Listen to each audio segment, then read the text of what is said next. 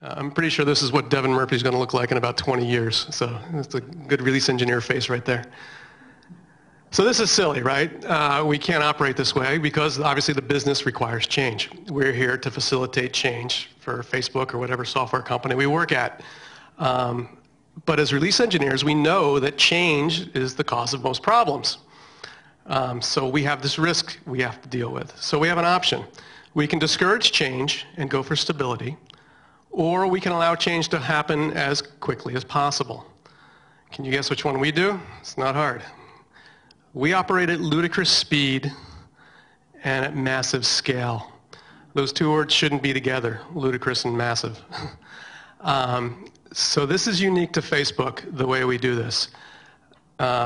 We've all been in companies that have had an impact or had various aspects of this, but Facebook kind of gets a lot of things all together where you have a very, very fast development and push cycle and ridiculous scale, both in the number of machines and, more importantly, the number of people who are going to use this thing, and the amount of scrutiny you're going to be under when this thing goes out, right? Okay, so how do we deal with this? So the object here is to lower the risk of change. It's all about risk. So we need to lower the risk as much as possible. The way we do that, tools and culture. Now, like I said, I've been doing this 20 years. I've seen various kinds of systems in place from XP and continuous deployment and all these other processes that will get you there, but the tools are not going to solve your problem. I've seen tools for years. You need the culture. And I've worked with people and seen the company cultures that make it happen. So the bad news here is there's going to be no magic bullet presented. There's not going to be one tool or one thing you can point to and say, oh, there's what it is. But it's more of a whole, accumulation of the tools and the culture. So let's talk about the culture first. And this is the hardest part to probably, get right. So obviously what I want my pushers, my release engineers, to think like developers. And the three of us have been developers, all right? On the same token, I want my developers to think like pushers. And this is where we get into a problem. Now, if you know typical computer science, there's all of us random guys working in a layer here. Then there's a big fat layer of QA and product managers and some sort of adult supervision. And then there's, the world, your mom, all right? Software development now is not like that. It's all of us doing our thing. There's a thin layer of something, and then there's your mom. So we, not just Facebook, but I think we do it the quickest, but there's plenty of companies that do this, the same thing, get things out quicker. What this boils down to is you, as a developer, will shepherd your change out from the time you check it into trunk, from the time it's out in front of your mom. You're on the hook for it. If you've worked at places, and I used to work at IBM Research and IBM AWD, where we did operating system work, you'd write your code, you'd throw it over the wall, you get on the next problem. After you throw it over the wall, there's a whole army of people who are going to vet it, check it, make sure it gets together. Boom, it goes out. You might not even be aware when it goes out. If you want to work at that kind of company, you're at the wrong place, here and basically modern software companies. You can't do that anymore. It's a problem for some developers because they feel like, hey, that's dirty work. I don't want to do that part. I want to write my stuff, throw it, go on to the next thing. You can't do that here. Okay. So let's get into some of the details. To be part of this process, the first step is obvious. You know when and how we push. This is not hard because we push every day. So you've already solved half that problem. Now you know when we push. And let's talk about how we do our daily pushes. So we have a very simple source control system. You guys are all worked under Subversion, Perforce, Git, Mercurial, all that. Our systems here are mainly Perforce for centralized repository and Git for developers to do their thing and for smaller projects. And what did I say? Oh my God. That was my dream to work with. I actually like Perforce a lot, so that's why.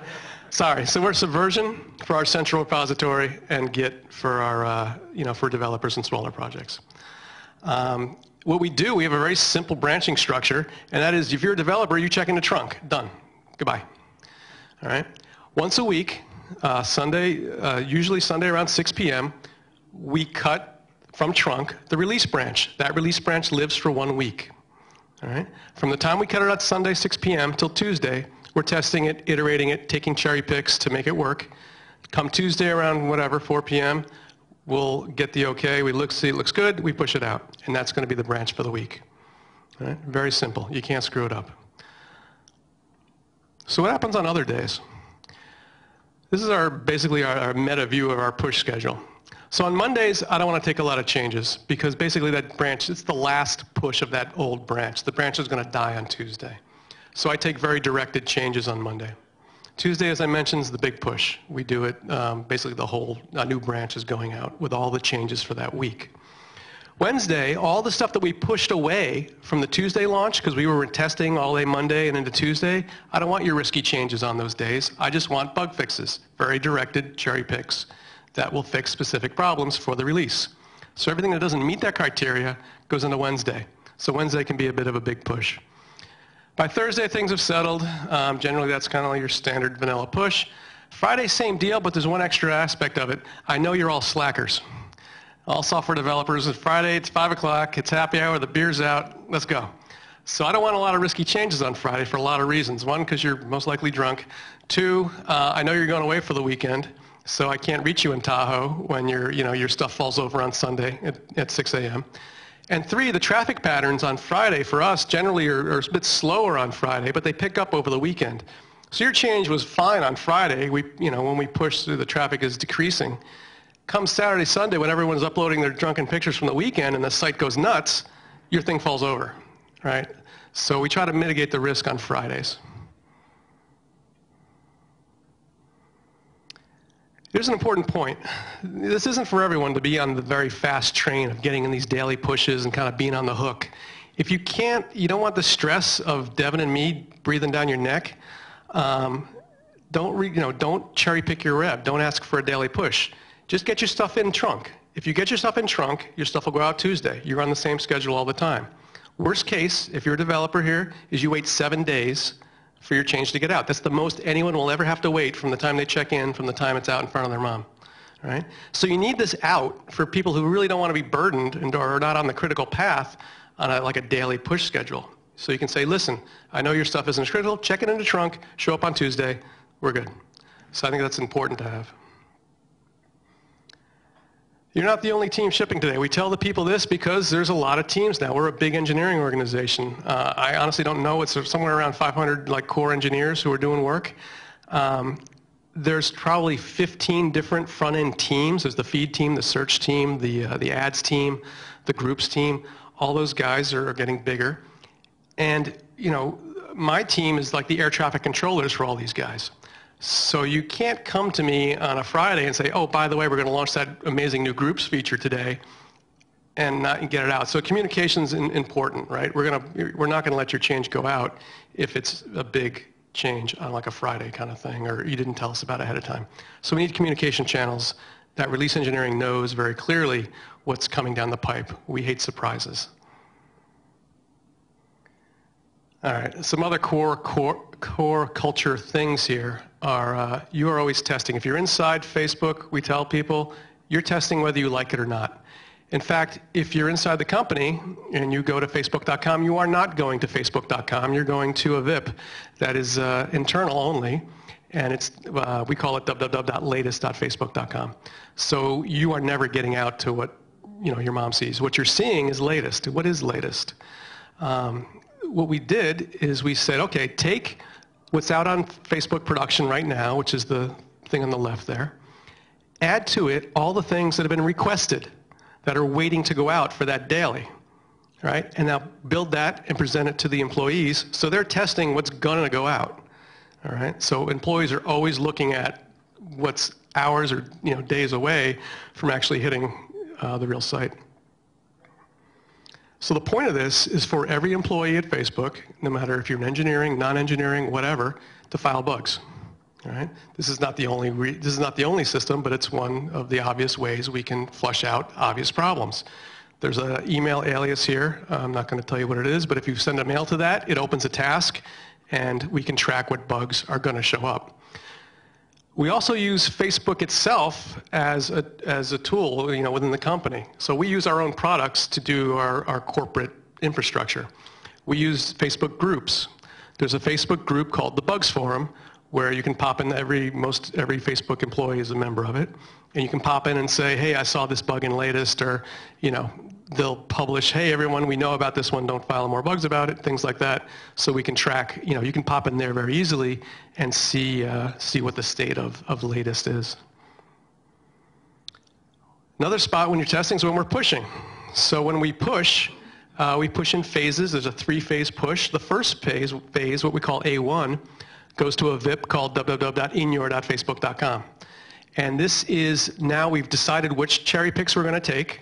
We've baked them, we've built them, and they're out to production machines that only we can see internally. So everyone will be testing that, because now we've only, this is the binary before we push it. It's your last chance to take a look at what's going to go out. Okay, another culture item. Facebook.com is not your sandbox. We don't want people testing their stuff randomly in production. This is important because the push process is such. I said there's a 3-phase push. What we call A1. I'll take all the merges. We say, okay, this is the stuff that's going out today. We build it. We push it to A1. Looks good. We push it to A2, which is a small percentage of machines, a couple thousand machines. And then we're testing. We find a problem at this point where I'm upset. So basically what's happened is, okay, I got 60 engineers who are watching their change go out like they should, and you just found that $user is supposed to be $UID in your code, right? Don't test on my time. My time is precious, and because I have 60 engineers or however many engineers waiting as well to get that push out.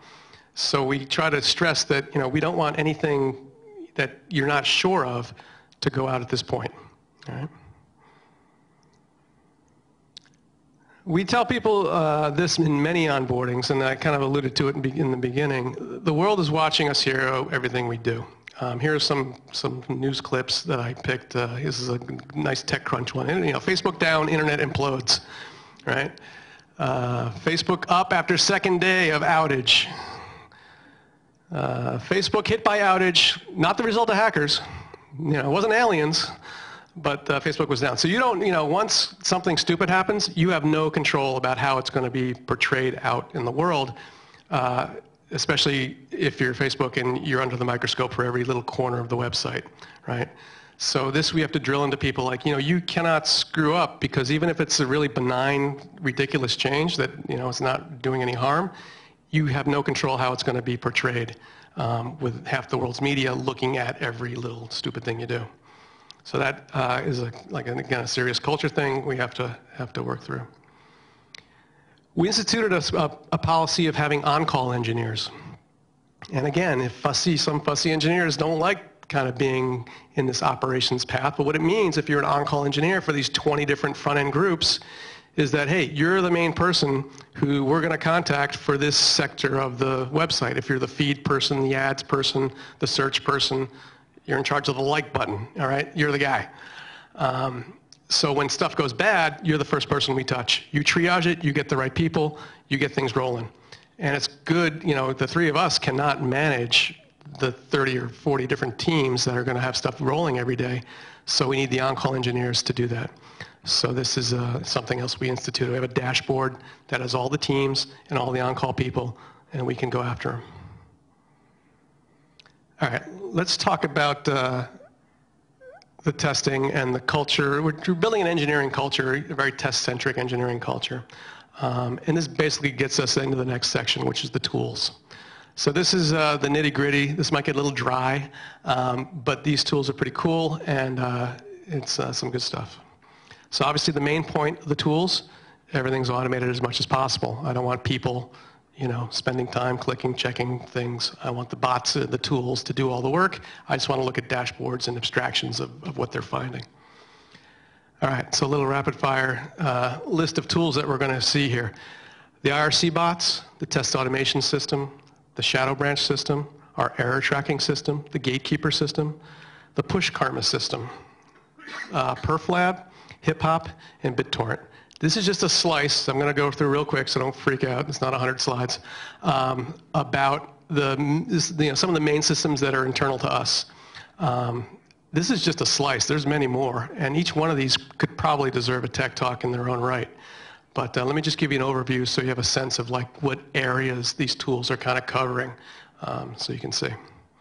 The first thing, the IRC bots. The basic problem with this is we do all our communications in IRC, Internet Relay Chat.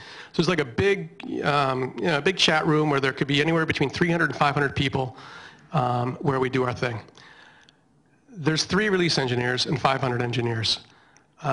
Use the tools, use the bots. We don't want people talking to us, right? Don't talk to me. I don't want to know I don't want to know about what, if there's problems that can be solved simply by you asking a bot or looking at a tool, great, don't talk to me. So this boils down to the questions that shall not be asked. And these are typical, I think, of any company, for any developer. They always want to know, like, are we pushing today? Of course we are. And the next questions are always about your rev. Is my rev in? Can I get my rev in? Has my rev been merged? Is my rev going out now? Basically anything about your rev, I don't know. I don't care. I don't want to know. Go away. Right? You can easily answer these questions yourself. So we made some tools to do this. The first one is within IRC, so it could not be easier. You're already in IRC complaining. Send a message to RequestBot. It's one of the bots that we wrote. And you say, hey, RequestBot RT for rev tracker, tell me about my rev. And you put your revision number in there. It comes back and says, hey, here's your rev. It was merged to this production branch, and it was pushed to these tiers. So boom, you know your thing was merged. You know it's out in production. If it wasn't, it would tell you. If you're not down with IRC, you can pop that same information into the web browser. Say, hey, rev tracker, my number. And it comes back and says, hey, there's your rev. There's where it was merged. Here's the tiers it was pushed to. Green being it was pushed. Red means that tier wasn't pushed. All right? So that right there is like 60% of the questions we're going to get are solved by a simple IRC bot. Right? This IRC bot is also critical and probably your only friend because it's the thing that tells us and the system that you're here and supporting your change. So remember I told you, you shepherd that change out. There's a one-to-one correspondence for you being alive and having a pulse and your change going out.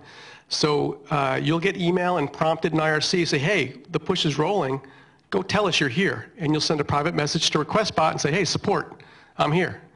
If your buddy's gone away to Tahoe for the weekend, you can say, hey, support @user, and you can support someone else. All right? And when you say that, you get a private message back saying, RequestBot says, hey, thank you for supporting your change. Now for a daily push, if you don't do this, your rev doesn't go out. So this is the gatekeeper that basically says people who show up, say they're here, they get in the push. If you don't show up, the push rolls, you're left standing on the station. Okay, okay, let's talk about a little bit about the test infrastructure. We have a test engineering team here. That's very good, a lot of very good engineers. And we wrote basically a test console that is a front end that deals with our water tests, which are like Selenium, like front end GUI testing. And we also have a big suite of unit tests, same interface. This happens to be water, but you'll see the same thing. This is our main interface to say during a push, or it runs basically with every rev, it runs with every request, and says, hey, this is the stuff that's failing. And the interesting thing is here, we added this, that little bar there, and that shows me if the newest entries are on the left, the oldest entries are on the right. It says, hey, at some point, very obvious, this test broke. So I can click through that link, and I can see, oh, it worked until here. And I can narrow down which rev, caused that to fail.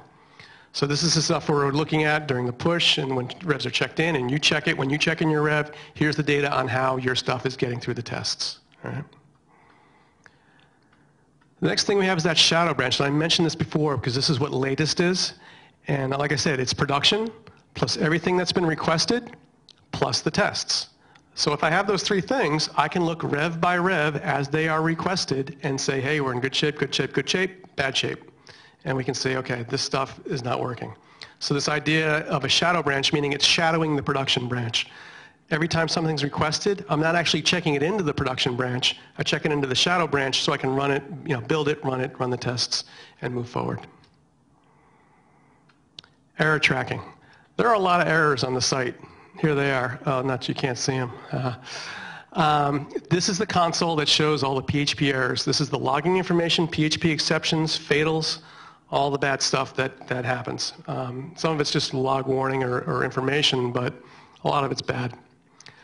What you can do on this, though, this is awesome. You can pick one of these. Let's pick this particular error. If we click on that, we get this Ajax pop-down that shows us a lot of good information, some of which I've blocked out. The most important thing, though, is you see these blue lines here are you get the whole stack of the calling stack for this error, right? So I can see how this error came in, which endpoint, and some session information, and I can see what the calling stack was. If I expand it and look at an individual file or an individual function call, it'll show me the subversion blame for that line of code. So now I just look and I say, oh, this dude checked in this code 21 hours ago. And I know I just pushed about that time. So I can look at this and say, okay, here's most likely the problem. I click one button, it files a bug against him and the people who reviewed the code, and it gets shipped off saying, hey, go look at this. This is firing in production. All right. There's another cool button here, the Rockford button. If I click this, I'm going to get data about this particular error, and here it is. The first thing I get is how frequently this error has been firing. So here I can look and say, hey, this is pretty interesting. At 11:50, there was a spike for this error. It went down, and at about 1 o'clock, when I did the push, it spiked up. So clearly at 1 o'clock, when the push went out, this thing went bananas. All right. So from this, I can tell long-standing bugs versus new bugs versus there's another console I'm not going to show that shows what we call ops feed, which shows all the events on the site. And I can correlate this to okay, what happened at 11:25, right, to make that first spike. So I can go and find out the events. This section over here is a time console. It lets me slice and dice what time this thing. So I can do historical analysis. Hey, show me the same time 1 week ago. Show me 2 days ago. Show me every 10 minutes instead of an hour. So I can dig in and out to see the characteristics of this error. The bottom part is showing yet more characteristics of this error. It's showing me what tiers this thing is happening on. Is it mostly API? Is it the web tier? Is it the mobile stuff? Which entry point is generating the most problems on this particular error? And some you'll see, okay, this is only for mobile. This is only for API. And that's also represented by the colors in the graph itself up top. So those different colors of blue and brown indicate which tiers are having this error. Okay, gatekeeper. This is a pretty powerful thing. What it is a console that helps you gate code. So whether you know it or not, right now out on Facebook.com is all the code for every major thing we're going to do in the next 6 months and beyond. It's out there sitting and waiting to go. The thing that keeps you from seeing it are these gatekeepers. They're blocks. They're conditionals that you put in code that will determine when that code is exposed. So on the fly, I go to the gatekeeper console. I say, hey, if the person is an employee, show them the new code. Otherwise, show them the old code. That's the most basic one. Most every project launches that way. So employees will see the new stuff and can debug it before it goes out. The more interesting ones, you can do it by country, by data center, East Coast, West Coast. You can do it by age. You can do it by IP. You can have a whitelist, a blacklist. One of my favorites is we have one where everyone except people from TechCrunch can see this, right? So you can go nuts. But that's huge because now you can develop your thing, push it out without fear of bringing it on the site because your code might be junk, but you do not, it's out there safely. What you would do is say, okay, I think my code is safe. I've tested it in my sandbox. The employees have looked at it. I'm going to bump public up to 1%.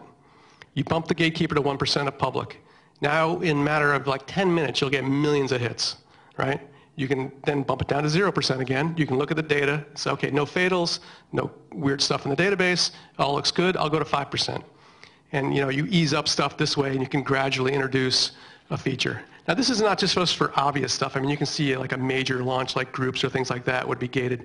But as a developer, you care about this because you can do subtle stuff. A simple logging change or some sort of schema change or something where you want to make sure, you just don't want to throw a switch and the whole thing just goes, right? Really risky. So this lets you kind of ease it out and get data as you ease it up. All right, let's talk about push karma.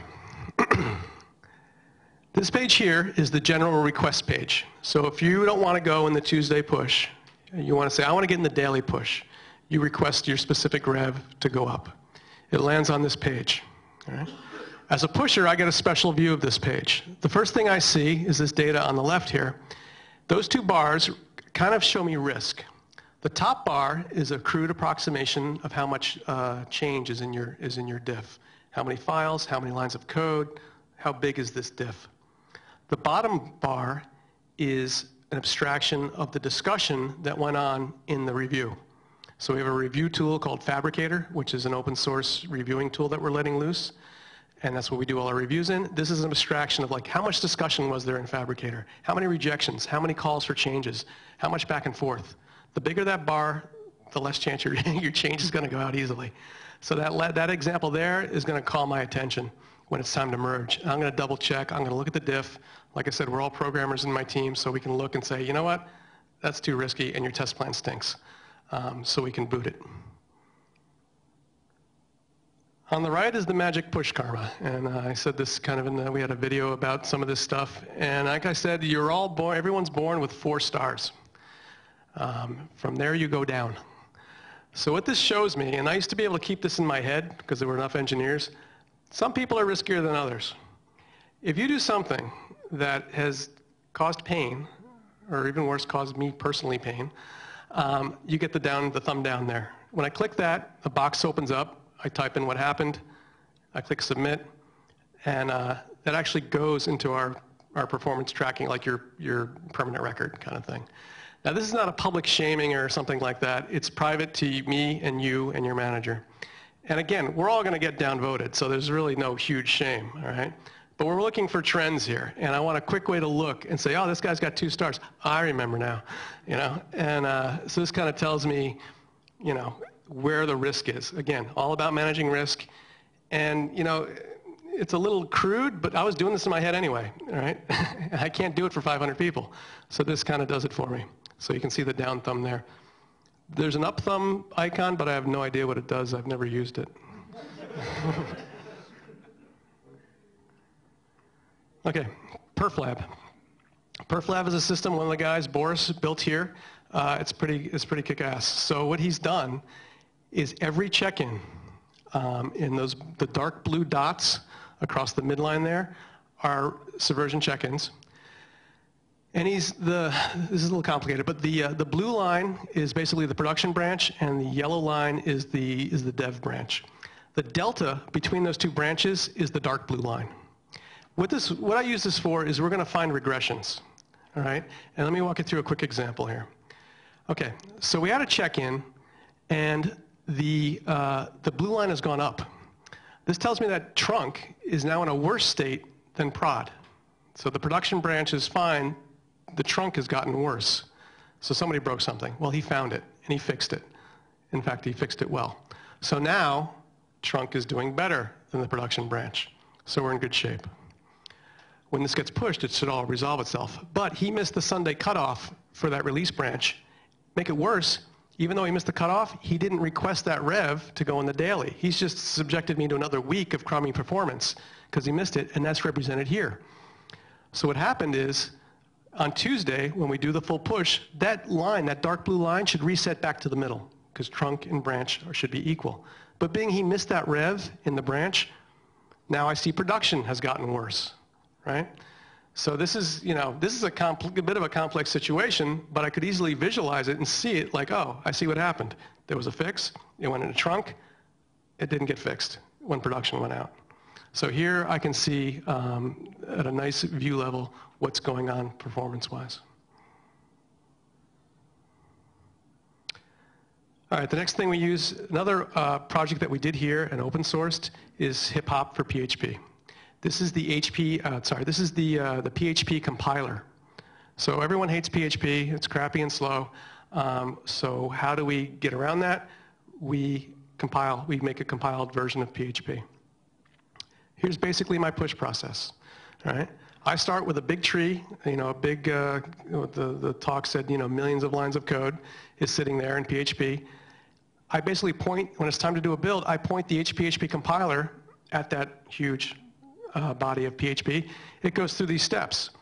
It parses, it does blah, blah, blah. In the end, it generates highly optimized C++. I then take those generated C++ files, I stick them on a distcc cluster, which, by the way, we had to really work with DistCC to make it usable. We should probably open source or get that back in.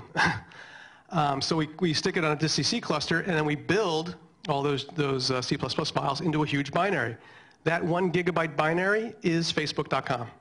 That's the web server, static resources, all the stuff, that's it in one binary. That process takes me about, on the order of minutes, 10, 9, 8 minutes, depending on how much housekeeping and extra work I got to do. But the compiler is very fast. The savings we get from running, instead of interpreted PHP to compiled PHP is probably 50%, I think we've published or somewhere. There's a really good talk about hip-hop out on the web you can look for. But yeah, so that change saved us how many millions of dollars by not having to buy more hardware. We just doubled the capacity of our existing hardware by compiling PHP. So let's talk more about the push process. So there's also been a talk about how we use BitTorrent. I'm not going to get into the gory details. My colleague Garish gave a really good talk on how we used BitTorrent, what we did to make it faster or more appropriate for us. But yeah, so I've generated that 1 gigabyte binary. Now I have tens of thousands of machines I got to push to. That is facebook.com, all the web front ends. So the first step is, I generate a torrent file, a small torrent file, and that file is fanned out to all the endpoints. All right, so now all the tens of thousands of web servers have the torrent file. They talk back to a tracker, and the tracker tells them, okay, where to go get the file. Now, the special sauce that we added is basically cluster and rack affinity. Okay, so the blue lines, going back to that PC-looking thing, that's specific machines talking basically to the build machine getting the 1 gigabyte file. So notice that we do it so only one machine per cluster is talking back to get that file to not saturate the network. Once that one machine has it in each cluster, then it starts distributing intra-cluster for those machines. So we want to minimize cross-cluster traffic to speed this thing up. And that works pretty well. So that's the main change we did, not to the client, it's mostly to the BitTorrent tracker that has basically rack affinity, cluster affinity. So it always looks locally in your area for a piece, a sharded piece of the binary before it goes out across to its neighbor. That was a big win. We get ridiculous data speeds doing this. And no lie, I can push, I can't tell you how many machines we have. There's, like I said, thousands and thousands. But I can roll facebook.com in about 15 minutes, right? I can get all those machines with the binary, shut them down, start them up in blocks of X amount in about 15 minutes, which is great. So I can push things out, I can revert things very quickly. It has minimal user impact, excuse me, when I do that. All right, let me sum up here. I guess the point of this is the tools alone are not going to save you. You guys have all seen great tools. You've probably worked with all sorts of different open source things, private, proprietary things in various companies. There's a lot of good stuff out there as far as tools, a lot of good stuff coming for tools as well. The thing you need for all the great companies I've worked for here in Silicon Valley, you need the right people, the right culture, and the right company. Like I said, I've been doing this for 20-something years, and I've worked at some of the best companies in Silicon Valley, and those three things are actually what made things work. It wasn't the tool set that we had. We could always solve that problem. It was the people we had, the company culture that was born from the start that made this thing work. And I can tell you right now, Facebook has got all these things lined up as far as people and culture. And the company itself was started on good roots as far as engineering goes.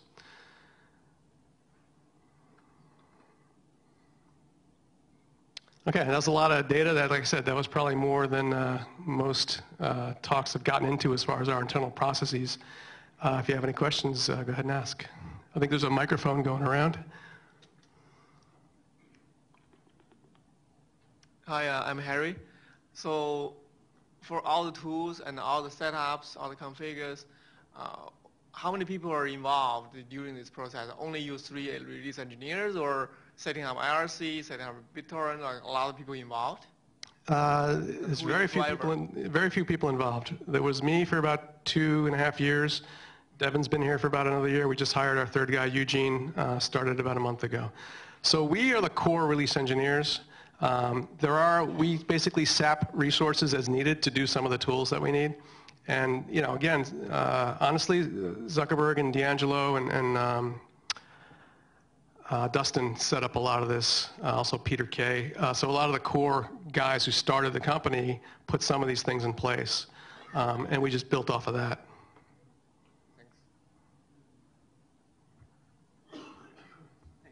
How do you manage data when you go through this? Everything you just talked about sounded a lot like it was specifically front-end code. So if you have some sort of a missed index or you end up bringing the site down because somebody did something stupid, how do you actually roll back from that or recover from that? Right, that's a good question. I mean, yeah, I talk very front-end centric because that's what, you know, it's the very visible part of Facebook and it's what we focus on. There is a DBA team and a DBA process that kind of monitors that stuff, and we have had some of those outage pictures I showed you, those headlines were from some database issues. I can't speak directly to, you know, the processes we use to make that better. I can tell you that that team is actually quite large, and they have a handle on the risk pretty well, and it's a very robust kind of backup and recovery system that's in place as well. So we've been able to minimize that. I should mention also, just as far as the data sets go, the database, and for Code Anywhere, this system, and this is a pain if you're a developer and you got to suck it up, is that we're always forward-backward compatible. I can guarantee you will never run in a homogeneous environment. All right? You're always going to be in some state where of these X thousands number of machines, they're never all going to be running on the same code. So your stuff has to work both schema-wise and API-wise and data-wise. Everything has to be able to deal with old calls from stuff from last week gracefully. All right? So that's a bit of a pain. We have processes in place that anything that looks really old, you know, we query the machines, and anything that looks, you know, oh, you're old, you know, smack. Those machines get ripped and re-imaged and updated. So he says the code helps manage it. Yeah, basically it's up to you as a developer to like be conscious of that when you're coding up.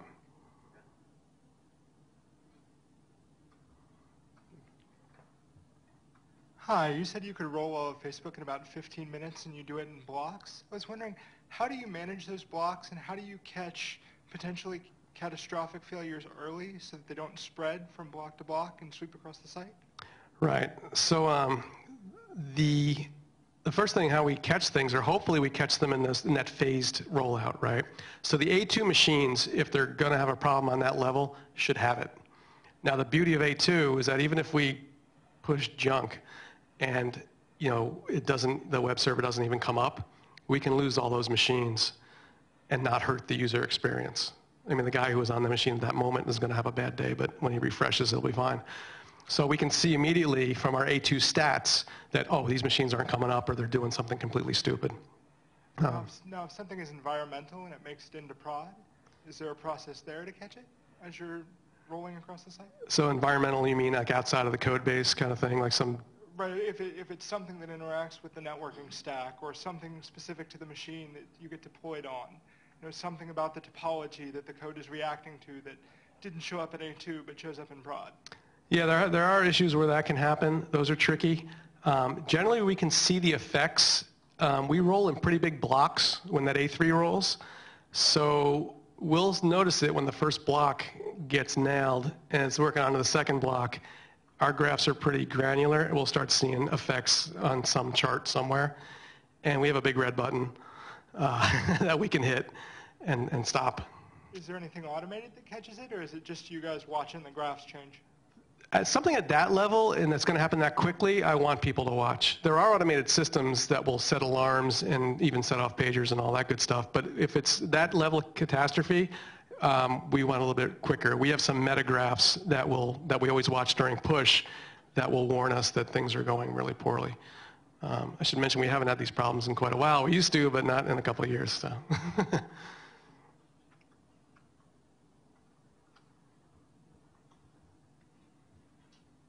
So you mentioned a lot of charts, it's great, and also the error log charts is great. Is there anything here that having the real-time business metrics involved during this release process? The Like business metrics, if yeah, some that's revenue or retention goes down, there's no bug, but number goes down. Do you have how do you react to that kind of thing? exactly. Yeah, the question is like all the other things that aren't so obvious, like networks going down or bad data. This is a very good point. Those on-call people I mentioned, like the growth on-call guy, he has a whole dashboard that's specific to growth. And he has a push, like an A2 version of his growth charts, and he has an A3 version of his growth charts. And after we push, or even while we're pushing, there are key metrics, like how many friend accepts are happening, how many people are responding to friend request mail. We'll see a drop. So we have data at that level all over the place. There's things that, if you have access, you can see things that count money and how much ad revenue is coming in. And all those critical systems are absolutely monitored with a really good system we have here where you can, basically every endpoint is got logging data points all over the place.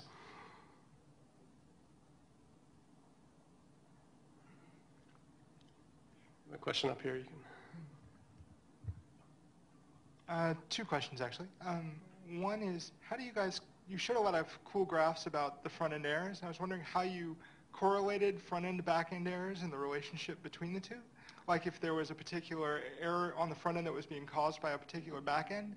And then my second question was just, you have a lot of process here around how once a change is ready, it makes it to your site. But what's the process look like in terms of getting a change ready? How long does the dev process and test process take between change inception and change ship on average? Okay.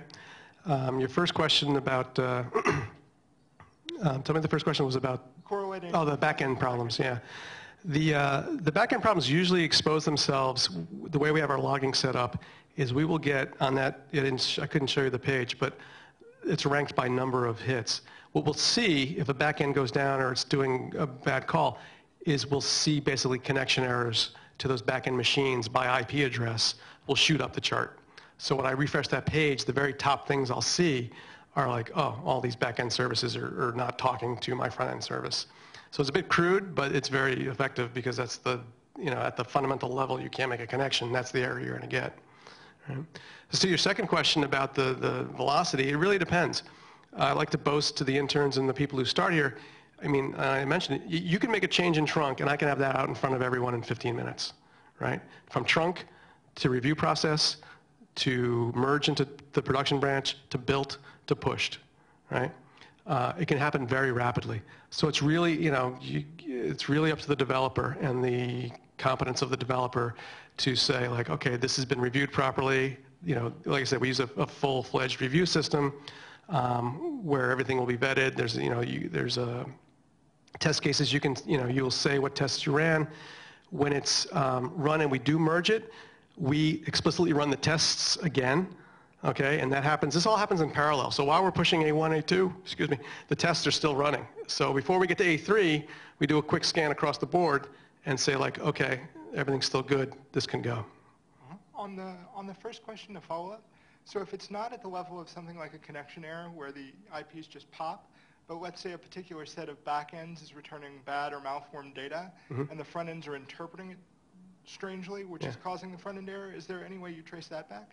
There's no specific way. That can be pretty open-ended, but the beauty is we will see that stuff will definitely rise in whatever form it's in that error log page. So we'll see through those graphs I showed you, like all of a sudden this particular error is like, woof, and it might not be even around a push because the back end might have other trouble or someone might push a back end change, when we're not pushing. And he didn't realize, oh, that change has to be pushed to the front end first before the back end goes.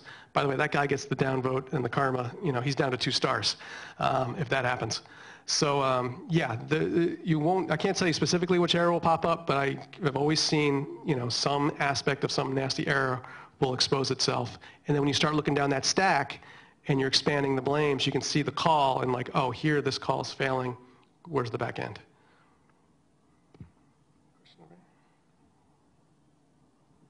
Hi, my name is Bala, and I was curious about the database which is behind your www.latest.facebook.com. So are the trunk and the release branches building against the production database but on a limited view, or do you actually clone the production database for internal access? Right. It really only makes sense for it to be pointing to production because it is Facebook.com for all intents and purposes. So it's always pointing to the prod database. So do you have any sort of compliance issues with developers having direct access to production, or not so far? We'll get more into that as we iterate on SOX and all that good stuff. As it is now, you know, it's the production database that Latest is, you know, is looking at. Latest is pre-production, so it's essentially treated as production because it will be production in moments. So that's why they're so tightly coupled. You understand? So Latest is what is. Sure. So when developers are developing, what's the database behind that? I mean, I'm on my desktop, I'm doing something. What am I connecting to? Generally, you either have you can shim things out, and you can use database shims to only talk to the endpoints, and you don't care about the data you get back. But as it progresses, and you're going to launch that thing into Latest, you're probably pointed at production to make sure that it still lines up.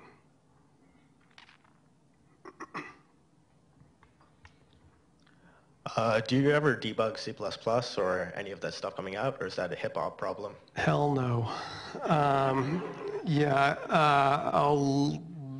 It's interesting. Actually, it's an interesting problem. When you're dealing with generated code, you get all sorts of weird stuff. You can core dump the compiler. You can get something that was perfectly valid or quasi-valid in PHP that generates like insane C++. When those happen, I go to the on-call page, I look for who's the HPHP, the hip-hop on-call guy, and I say, here you go. That blew up. And they'll go back. And that's tricky because now I have a problem. That code might be valid code in PHP, so now I got to go breathe down the neck of the compiler guys and say, hey, give me a fix for that in the compiler. So they'll iterate quickly and say, okay, here's our fix. We checked it in. I'm going to rebuild the compiler itself, and now I'm going to rebuild the product. So it does add a bit of complexity.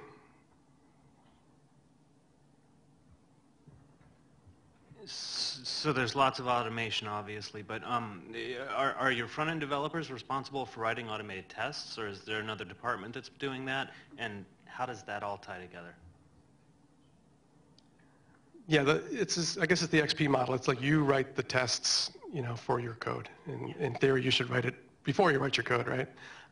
So the developers and the team are responsible for their tests 100%. How much of so you have this process around pushing where the engineers are responsible for making sure their changes go out. How does this translate to sort of steady state live site support model? So say somebody's change went out 2 weeks ago and it all of a sudden starts breaking in some way. How do you close that loop? I find you no matter where you are. It's like your name is on that code, you're going to die with that stuff on your, you know, with that on your name. It's an interesting question because Facebook prides itself on people moving pretty freely from group to group. If you have a passion for commerce and doing that work, you do that for a while. If you want to switch to the mobile team, you go do that for a while. So yeah, I'll find names and like, I know this guy's on platform now, but this is a mobile problem. I'll still chase them down. Because you're not going to escape responsibility that easy. But most likely what I can do, again, and this is why I like the on-call system, it's like, hey, this guy's not going to be able to look at this because he's knee-deep into something else.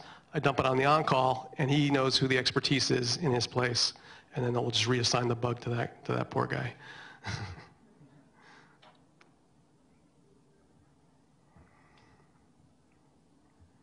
Chuck, did you find out that there was more of a cultural change once you exposed the karma numbers? Did you see like a bump in quality after that was exposed?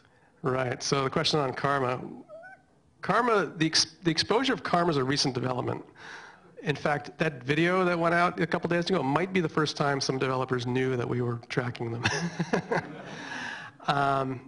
So right now, we're iterating on that. And I suspect, yes, everyone likes more stars, right? So the incentive system should kind of help the quality get up a little bit. But again, I want to emphasize it's definitely a private thing. It's not for public shaming. It's for private tracking. So we'll see how it works out. What does this do? Yeah, I'm confused about what the up yeah. button- Someday we'll actually push that up button. You know, we'll find it a situation where we can give somebody a thumbs up. Maybe if somebody offered a kidney or something. They could- Exactly. Undid something. I'm curious about the fact that people get access to the production server. I mean, I'm sure you have SQL grants and whatnot, so nobody does anything crazy, but like, I mean, what if someone does a crazy query that's going to really slow down everything? Like a select that just is way too much involved. Yeah, again, I probably can't give you the details of what the DBAs have in place. There are things in place that will, detect those things, and there might even be things in place that'll squish them. But yeah, it is you're a bit working with the live wire there. But honestly, in the years I've been here, I've not seen, besides a few interns dropping tables, I've not seen anything really horrible on that regard. I mean, access-wise, you don't have any more access than you did on your normal account ACLs anyway, right? So even if you're in your sandbox, you still don't have any superpowers, by default. So, is there a question up here? So I'm kind of curious, what do your work week look like? I mean, it seems like with 3 people, there's a lot of work to be done. What do you guys do? How much time you spend per day pushing, debugging, and such? And the other question is that, are you guys part of the engineering org, or are you part of the operations? Right. As far as the hours go, it was me doing this by myself for 2 years. That was not good. I have a lot of experience doing this stuff, so I managed it okay. We have very rich remote access through the VPN or whatnot, so I didn't have to be chained here. But the more stuff we put up in front, all those tools and all that stuff I showed you, the less load it is on me and my team. So it's gotten much better, I think, especially in this last year since Devin's been on board, who's got a lot of experience. So we keep reasonable hours. I'm getting old. I can't do this forever. So yeah, we keep things pretty reasonable. We're not in shifts. We're not doing anything crazy like that. To answer your question about ops versus eng, RelEng always has this problem, right? Where do you fit in? Some people stick us under the test group, some people in operations. Here we do straddle it. We report through E, so we are part of E, but we have heavy hands in operations with SREs and all those guys as well. So we continue to straddle. We don't care where we land. We do the same work either way, but generally we're usually always, all of this engineering I've done has always been reported up through E.